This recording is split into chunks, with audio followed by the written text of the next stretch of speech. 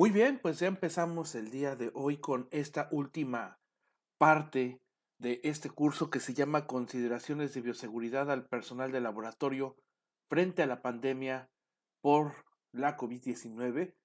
Y esta tercera parte nuevamente retomará a algunos de los puntos críticos que debemos de considerar para poder realizar nuevamente pues la atención de la bioseguridad por parte de nuestro personal que se encarga de atender a los pacientes que se encuentran potencialmente infectados y también en el manejo crítico de los residuos biológicos peligrosos que te pudieran generar por efecto de la atención de las muestras que nosotros estamos considerando. Así que vamos a darle para esta última etapa, en esta última fase de este curso.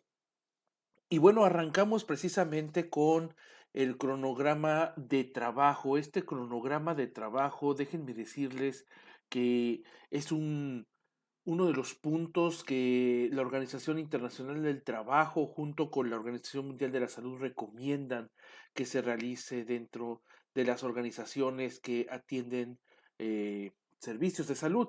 Y entonces aquí la prioridad, como dice en este recuadro verde, para la implementación de las medidas de prevención y mitigación por la COVID-19 en el lugar de trabajo debe ser decidido por una comisión.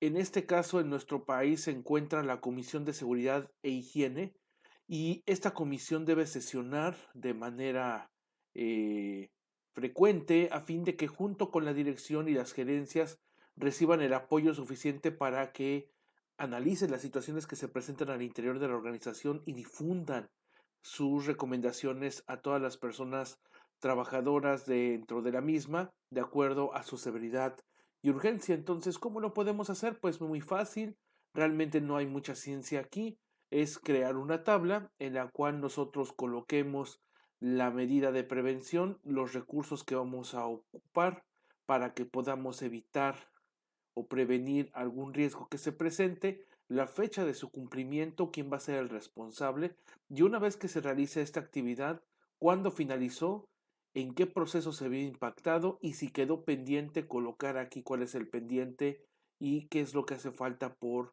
darle seguimiento. Esto es muy importante, colegas, porque en muchas de las ocasiones la realización de los esquemas y de los planes de trabajo a veces solamente se establece en vía verbal, pero no se establecen por escrito. Y eso genera complicaciones para todo el personal que se encuentra impactado directamente en que se pueda llevar a cabo esta situación. Para que nosotros podamos poner en contexto los riesgos que se pudieran presentar de acuerdo con la actividad que se está desarrollando dentro del laboratorio clínico, tenemos que tomar un criterio o un valor, ¿verdad? Bueno, no un valor, un criterio, mejor dicho, por escrito, documentado, donde diga qué es lo que se tiene que hacer de tal manera que esta comisión realmente realice la investigación a profundidad y pueda ejecutar las actividades que se están solicitando. Entonces, ¿cuál es el punto? En nuestro país, pues tenemos normas oficiales mexicanas que son obligatorias, de carácter obligatorio, ¿verdad? Que se deben de cumplir y que su objetivo es establecer reglas, como dice aquí, especificaciones y directrices de acuerdo a los servicios, en este caso, que se están brindando. Lo que buscamos cuando implementamos una normatividad, no solamente por parte de la autoridad, sino también al interior de nuestros centros de trabajo, es regular las cuestiones de alta especificidad técnica para dar cumplimiento a lo que indica el reglamento o la ley. Como respuesta regulatoria, en 1997 la Ley Federal sobre Metrología y Normalización dotó a las dependencias para que se creara dentro de la Administración Pública Federal la emisión de normas oficiales mexicanas y normas mexicanas, que la diferencia es que las segundas son de carácter voluntario y ahora por la Ley de Infraestructura de la Calidad, bueno, se da continuidad a esta consideración. Nosotros en materia de bioseguridad para la COVID-19 tenemos que comenzar tomando en consideración los acuerdos y los lineamientos nacionales en materia de bioseguridad y partimos desde el punto de vista de lo que es el marco jurídico, pasando por el Consejo de Salubridad General que a veces dicta algunas instrucciones o algunos lineamientos que se deben de cumplir en todos los servicios auxiliares y, por ejemplo, en este caso, ver los acuerdos que también emite el propio Consejo de Salubridad General. Pero además de esto, vemos en consideración que la autoridad sanitaria puede estar generando algún tipo de lineamientos que también deberán ser considerados como este lineamiento que se persigue para el manejo del residuo peligroso biológico infeccioso, donde hace énfasis en que también el personal que realice el traslado y la recolección del RPBI, pues debe de portar un equipo de bioseguridad, un EPP, de tal manera que garantice que esta persona no va a estar expuesta a algún derrame o algún material, perdón, o alguna muestra que a lo mejor se derrame, ¿verdad? Por efecto del traslado, por algún accidente que se pudiera presentar durante su traslado al almacén temporal. Y bueno, la protección del individuo siempre es una prioridad en lo que se refiere a los servicios de salud. Hay otro tipo de lineamientos, protocolos en materia de bioseguridad, como este que vemos en el extremo superior del lado izquierdo de tu pantalla, que es el protocolo de bioseguridad que se tiene que establecer dentro del laboratorio porque es de bioseguridad y biocustodia para el manejo de pacientes durante la toma de muestra. Es un documento crítico, importante, que se tiene que echar a andar dentro de las organizaciones, pero también podemos notar, a este es al que me refiero, también podemos notar las diferentes normas oficiales mexicanas que en materia de seguridad, de higiene, de tecnovigilancia, de vigilancia epidemiológica, de manejo de RPBI, entre otras, pues también debemos de poner en consideración e implementar en nuestras organizaciones para que se pueda llevar a cabo un mejor seguimiento de las mismas. Es importantísimo, colegas, que ustedes consideren que hay que hacer una búsqueda intencionada de normatividad, tanto en materia oficial como de recomendaciones internacionales, para saber qué es lo nuevo que se tiene que implementar dentro de nuestra organización. Entonces, una de las formas en las cuales nosotros pudiéramos darle un adecuado seguimiento, pues es a través precisamente del Diario Oficial de la Federación, donde continuamente se están exponiendo las diferentes normas oficiales mexicanas que alguna dependencia de nuestro gobierno, ¿verdad? Del Estado mexicano o en su defecto alguna eh, pues alguna asociación, alguna cámara a través de una conjunción de trabajo que se haga con la autoridad pudieran emitir alguna norma voluntaria y de esta manera darla a conocer a través del Diario Oficial de la Federación para su seguimiento.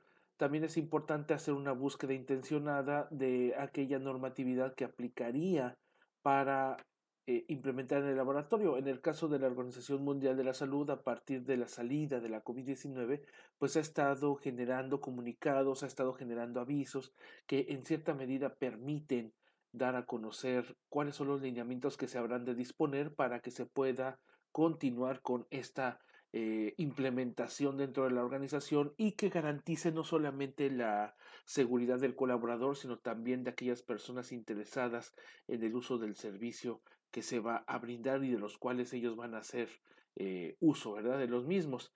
Entonces, ¿de qué habla, por ejemplo, el protocolo de bioseguridad y biocustodia para el manejo de pacientes durante la toma de muestra en el caso del SARS-CoV-2? Aquí les dejo algunos puntos importantes, como por ejemplo que se recomienda trabajar en binomios al momento de la toma de muestra con el equipo de protección personal. Esto es con la finalidad de que se pueda garantizar que la colocación del equipo de protección personal sea supervisada y que a la vez se confirme que realmente están todos los elementos que integran el EPP a fin de poder brindar la atención a los pacientes. También es importante, dice este documento, que se debe utilizar el EPP una vez y desecharse como RPBI y la característica importante es la previa esterilización. Aquí quisiera hacer alguna pausa porque hay algunos organismos, ¿verdad? Como se le conoce en aquellos que están acreditados o algunas organizaciones de salud que no cuentan con un, ¿cómo decirlo?, con un autoclave Entonces, pues las organizaciones que no cuentan o en los estados de nuestro país en los cuales no se permite utilizar autoclave en el laboratorio, pues se coloca directamente como un desecho RPBI, pero en el caso de hospitales, si es que va a haber una reutilización del equipo de protección personal, siempre es importante la esterilización. Hay algunas políticas donde cada hospital decide que esa esterilización sea para desecho posteriormente a la esterilización del RPBI. Dentro de la recomendación de este protocolo, pues sí está el desecho del equipo de protección personal ya previa la esterilización. También la reutilización de, por ejemplo, los gogles pueden reutilizarse siempre y cuando sean desinfectados con hipoclorito de sodio al 0.05%. Esto es muy importante. La propia autoridad maneja su concentración. Debe existir capacitación para portar y colocarse el equipo de protección personal. Debe estar colocado en un área separada cercana al sitio donde se va a trabajar. Las superficies deben limpiarse con una solución de hipoclorito de sodio al 0.05% y el personal que atienda casos sospechosos debe aportar como mínimo la bata, los guantes, los gogles y la mascarilla quirúrgica, que es la que comúnmente está de color azul. Ahora hay unas muy bonitas, digo yo, de color negro, pero bueno, es la convencional, la que siempre ocupamos en el laboratorio. También durante el diagnóstico debemos de considerar que el equipo de protección personal debe de manejarse como si fuera un laboratorio de nivel bioseguridad tipo 3. Y aquí quiero ser muy puntual porque dentro de lo que estamos viviendo todavía, estamos todavía en pandemia, dentro de lo que estamos viviendo, pues a veces no importa si yo manejo biología molecular o manejo la serología para poder determinar la presencia del SARS-CoV-2 o anticuerpos o antígenos para SARS-CoV-2. Independientemente de cualquiera de las metodologías, el trabajo de una muestra siempre deberá ser con el equipo de protección personal que hemos visto durante este curso. No debe de utilizarse solamente la bata, los guantes, los gogles y la mascarilla. Personal que trabaje con muestras que son potencialmente infecciosas y que sabemos o con una alta probabilidad sospechamos que pueden ser portadoras de SARS-CoV-2 deben de trabajarse con un equipo de protección de personal que se aborde como un laboratorio de nivel de bioseguridad tipo 3. Es importante entonces. Eh, Aquí comenta también esta guía que no se resguardarán copias de muestras positivas, sino que simplemente deberán de desechar después de su procesamiento. Yo aquí quisiera ser un poco mesurado porque en algunas ocasiones, dependiendo de la instrucción de la organización, por la razón que sea, a veces deciden almacenar las muestras. Si es el caso, deberá ser en un refrigerador completamente independiente para que se pueda almacenar estas muestras y que no haya una contaminación cruzada de esta con otras muestras o con otro material. También existe este documento que habla de cómo se debe de portar el equipo de protección personal, cuáles son las medidas de precaución que deben de llevarse a cabo, como la higiene de manos, eh, implica o indica que debe de establecer algoritmos de detección, lineamientos para generar las condiciones de almacenamiento, transporte y procedimiento de toma de muestras. Es el documento que dice cómo ustedes pueden llevar a cabo este seguimiento, así como hay un requerimiento que está establecido en el punto 4 que habla de la capacidad instalada y las medidas de bioseguridad para toma de muestra y además de las funciones para el nivel técnico administrativo que debe de considerar. Es un documento que también debemos de implementar dentro de nuestra organización, dentro del laboratorio clínico, a fin de que podamos establecer adecuadamente pues las medidas que se habrán de seguir. Importantísimo en ese sentido. Y también tenemos este otro documento que habla de la lista, entre otras cosas, de la lista de verificación para colocación, retiro y disposición del equipo de protección personal. Se ha ocupado mucho en las áreas hospitalarias, pero desde mi óptica no está de más ocuparlo al interior de los laboratorios o en este caso de tu laboratorio, porque es la forma en cómo podemos establecer verdaderamente que se está llevando a cabo una correcta colocación, retirada y desecho del equipo de protección personal.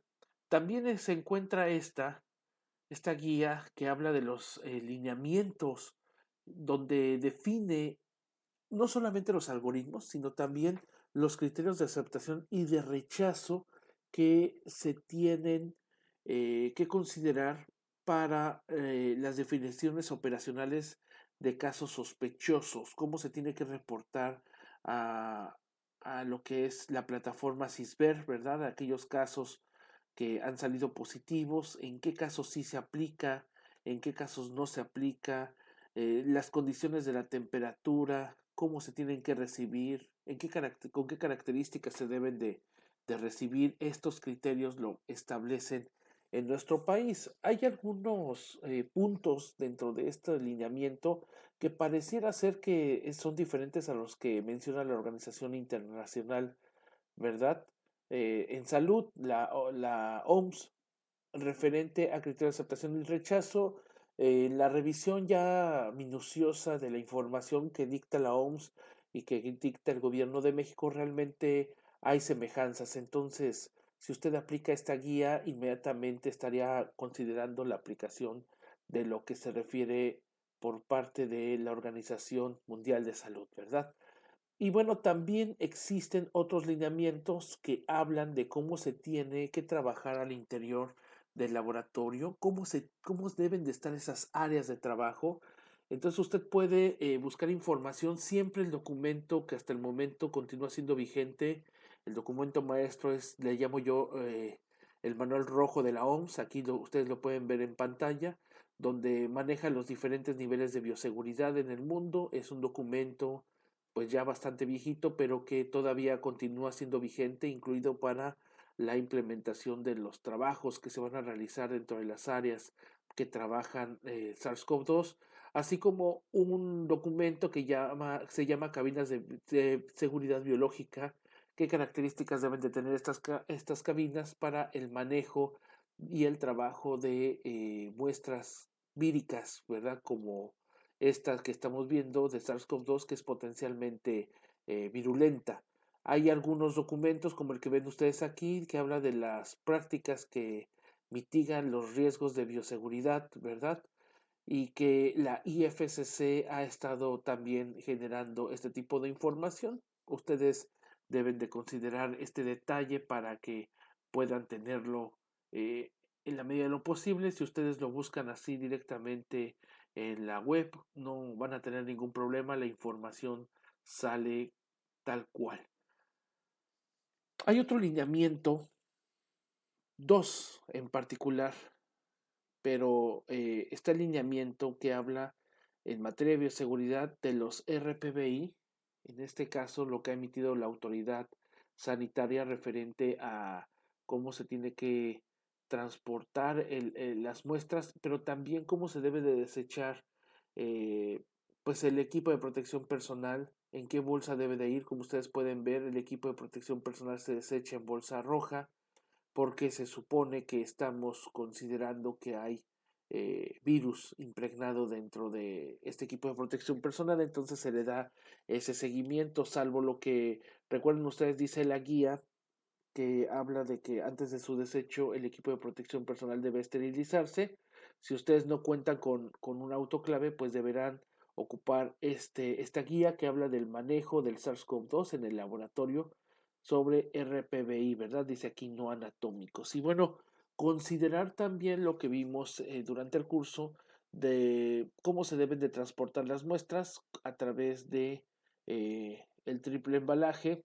Hay información vasta al respecto por parte de la Organización Mundial de la Salud, y en el caso de nosotros en México se encuentra una guía que emitió el INDRE precisamente para el manejo del triple embalaje. Entonces usted considere pues estas alternativas, ¿verdad? Al momento de trasladar las muestras. Me he percatado que hay algunos laboratorios que, bueno, no siguen la recomendación. Si es el caso, bueno, comentarles directamente que no es el deber ser, pero que si aún así sin ser el deber ser, sin hacerlo, consideran que por alguna situación es correcto, habrá que nada más meter en conciencia los posibles riesgos que se pueden presentar, documentarlos y tener alternativas de contención en caso de que ocurra algún derrame, algún accidente sobre la misma. Ahora, eh, en la experiencia mexicana, nosotros que hemos visto que el 15 de mayo del 2020 en el diario oficial de la Federación se publica un acuerdo donde se establecen los lineamientos técnicos y específicos para el regreso, ¿verdad? De las labores, ¿verdad? La reapertura de las actividades económicas, dentro de las cuales resaltan implementar las medidas que reduzcan el riesgo de la población que labora al interior de los centros de trabajo en situación de vulnerabilidad. Hay que considerar y suspender o flexibilizar la asistencia del personal, esto a través del teletrabajo, facultar eh, al personal a través de capacitación y generar las facilidades de consulta para que puedan evitar ellos tener una infección, ¿verdad? O si ya están enfermos, que no les dé con los riesgos mayores que pudieran desencadenar una enfermedad laboral y poner en riesgo su propia vida al interior del trabajo. Importante adecuar las instalaciones a través de división de barreras físicas, de colocar tapetes, de registrar la temperatura al ingreso, de poner un cuestionario donde garanticemos que las personas pues no han tenido contacto con pacientes que han estado expuestos a RPBI, y nos estamos dando cuenta que conforme va avanzando el tiempo esto se va suavizando, ¿verdad? Ya no se va llevando a cabo. Pues hasta el momento la Organización Mundial de la Salud no ha declarado el fin de la pandemia. Mientras esto no ocurra, México tampoco lo va a declarar de manera oficial, y por lo tanto esto todavía sigue siendo vigente para que usted lo tome en consideración. Y bueno, también como otro punto adicional de este acuerdo es designar a un comité, dice aquí, o una persona responsable de implementar las medidas de esta nueva normalidad. Si se da cuenta, este mismo acuerdo es la experiencia internacional, lo que ha dictado la Organización Internacional del Trabajo como medidas y que vimos durante el curso que también se deben de realizar. Entonces, como usted se podrá dar cuenta, hay una sinergia entre lo que es la autoridad en México con respecto a las recomendaciones internacionales que, al igual que México a la Organización Mundial de la Salud le reporta cierta información, también a la Organización Internacional del Trabajo le reporta y le dice qué se está haciendo en materia laboral para garantizar que los colaboradores en todos los sectores no sean susceptibles de adquirir una infección interna, ¿verdad? En los centros de trabajo. Entonces, pues es importante echarle un vistazo a este acuerdo e implementar lo que estamos viendo nosotros en pantalla, porque también es parte de la bioseguridad que se debe de considerar para el personal del laboratorio. Entonces, pues ya para finalizar esta presentación, les presento a ustedes algunas conclusiones del tema que se está abordando. Y antes de presentar las conclusiones, fíjense que yo tuve la oportunidad de emitir un documento en su momento, allá en el 2020, donde yo hacía referencia de los 5 momentos que había que transitar la neopandemia, no solamente en México, sino en el mundo. Y decía yo que primer momento era conocer el virus por el brote, conocer su incidencia, conocer su virulencia, conocer su prevalencia, conocer las condiciones biológicas del propio agente vírico. La idea era descubrir qué era lo que estaba provocando el SARS-CoV, ¿verdad? Y por otro lado, el segundo momento era conocer la enfermedad. Nos íbamos a meter de lleno a el estudio de la COVID-19, descubrir que hay métodos alternativos, como es el caso de las diferentes etapas por la que transita, que también lo vimos aquí en el curso, y que es importante que la gente pues conozca para que en cuanto identifique algún signo o síntoma, pues se ponga de manifiesto las medidas preventivas de asistencia al médico, por ejemplo, pues para que no le dé fuerte la enfermedad, El tercer punto era crear políticas públicas. Dentro de este momento, la presencia de la vacunación como elemento para que pueda tener acceso a la población era crítico, junto con los lineamientos que cada país iba a resaltar, como este último que acabamos de ver hace un momento, este acuerdo, donde era importante que para que la sociedad pueda salvaguardar su estado de salud, ¿verdad? En general, pues tuviera elementos para establecer cómo es que se iba a llevar a cabo esta transición hacia una nueva normalidad, ¿no? Por otro lado, el otro momento, el cuarto, es modificar los sistemas de salud. En eso andamos. La idea es que sea ahora apoyado por organismos internacionales que dicten la pauta de qué se debe de hacer.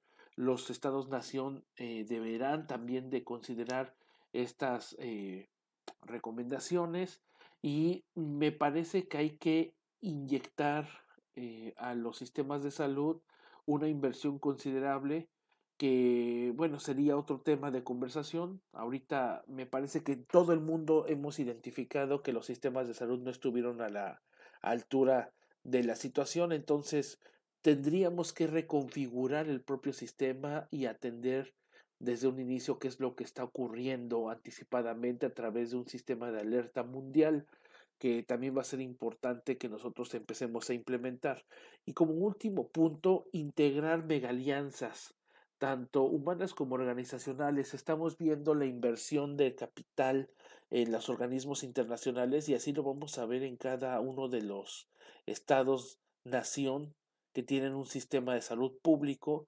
Vamos a ver cómo es que va a haber una integración de la farmacéutica, ¿verdad? De la farmacia, valga la expresión, de integración de las sociedades médicas, de los auxiliares al diagnóstico, como es el laboratorio clínico, el banco de sangre, los gabinetes y la imagenología, que seguramente junto con otros complejos industriales, pues se van a unir, ¿verdad? Para que podamos tener un mejor acceso a la tecnología, abaratar más esta parte de los dispositivos médicos, de tal manera que la gente pueda tener acceso a través de las organizaciones que brindan de la salud de este uso de equipos y de tecnologías que se van a ir presentando a lo largo del tiempo. 5 momentos de la neopandemia. ¿En qué punto vamos? ¿En qué momento vamos? Estamos viendo que ya se están modificando los sistemas de salud y seguramente el punto 5 lo vamos a estar resolviendo en este año. Fíjense, en el 2020 yo lanzaba los 5 momentos de la neopandemia y hasta el momento se ha estado presentando esta información. Así que dentro de las conclusiones, pues aquí uno de los puntos importantes es no relajar las condiciones de seguridad sanitaria. El lavado de manos, el estornudo de etiqueta, el confinamiento voluntario, el distanciamiento social, el uso del cubrebocas, ¿verdad? Pues es muy importante. Y ojo con lo que digo aquí, lavado de manos. Es más efectivo el lavado de manos que el batido de gel. Colega, si tú llegas a tu centro de trabajo o terminas de laborar en tu centro de trabajo y te vas a tu casa, no te pongas gel, lávate las manos, genera suficiente espuma dentro de ese lavado para garantizar que todos los patógenos que pudiste haber tocado por efecto de estar en contacto con superficies, pues se va a eliminar con este lavado de manos. Eh, el gel sí es efectivo en cierta medida, pero recuerda que está elaborado con base alcohol, entonces tú sabes que el alcohol fija la bacteria en la superficie, en el caso del virus degrada o disuelve la membrana en la cual se encuentra envuelto el virus, pero no deja de estar batido ahí el RNA o la bacteria, ¿no? Entonces el lavado de manos es crítico como una medida de seguridad. Extremar precauciones basadas en la gestión de riesgos, lo que veíamos la tabla, importantísimo conocer cuál es el riesgo, saber cuál es la contingencia que se va a generar para mitigar ese riesgo. Seguramente, como ustedes saben, en nuestras organizaciones de salud, los riesgos no se eliminan, pero sí se pueden mitigar y la idea es identificarlos y hacer esa mitigación. También hay que modificar los hábitos que tenemos, hay que empezar a arrancar con este protocolo de nueva normalidad, no hay que relajar ninguna situación que se esté presentando, la intencionalidad de esto es que ustedes puedan garantizar su bioseguridad. Entonces es momento de empezar o de comenzar con estas políticas de bioseguridad en la nueva normalidad aterrizadas para que a futuro podamos evitar cualquier situación que se pueda presentar. Y mire, como lo indica la Organización Internacional del Trabajo, el mundo está afectado por la pandemia, además de que es una amenaza para la salud pública y para perturbaciones a nivel económico y social, como lo hemos estado viendo. Por eso es que es necesario que los gobiernos, los trabajadores, los empleadores tengan un papel decidido en la lucha contra el brote y cumplir con las medidas que se dispongan, la normatividad, lo que recomiendan las instancias nacionales e internacionales, generen confianza y control dentro de los centros de trabajo, como es el caso de eh, los laboratorios clínicos. Asimismo, la seguridad de los colaboradores debe de garantizar que las actividades que realicen las realice con la medida tranquilidad, porque dentro de lo que son nuestros centros de trabajo, pues nosotros sabemos que manejamos y manipulamos muestras potencialmente infecciosas. Qué mejor que contar con estas medidas de bioseguridad para continuar trabajando en ello. Dejo las referencias de lo que ocupé para que usted pueda apoyarse de estas mismas y que pueda considerarlas dentro de alguna revisión bibliográfica que pudiera tener usted. Está en su material de trabajo que previamente le fue entregado. La idea es que usted, si en algún momento tiene alguna duda, pues consulte.